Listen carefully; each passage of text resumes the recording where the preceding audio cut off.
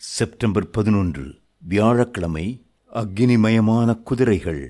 இதோ எலிசாவைச் சுற்றிலும் அக்னிமயமான குதிரைகளாலும் இரதங்களாலும் அந்த மலை நிறைந்திருக்கிறதை அவன் கண்டான். 2 ராஜாக்கள் 6:17.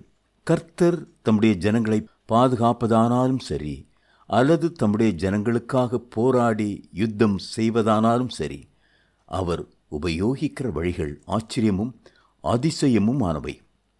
இங்கே தம்முடைய ஊழியக்காரனை பாதுகாக்கும்படி கர்த்தர் தம்முடைய அக்னிமயமான குதிரைகளையும் இரதங்களையும் அனுப்பி கொடுப்பதை பாருங்கள். எலிசா ஒரு சாதாரணமான எளிய வாழ்க்கை வாழ்ந்தவர்தான். எலிசாவோடு கூட இருந்தது ஒரே ஒரு வேலைக்காரன் மட்டுமே. அந்த தேவ மனுஷன் மேல் பொறாமை கொண்ட சீரியாவின் ராஜா அவனுக்கு விரோதமாய் குதிரைகளையும் இரதங்களையும் பலத்த இராணுவத்தையும் அனுப்பினான்.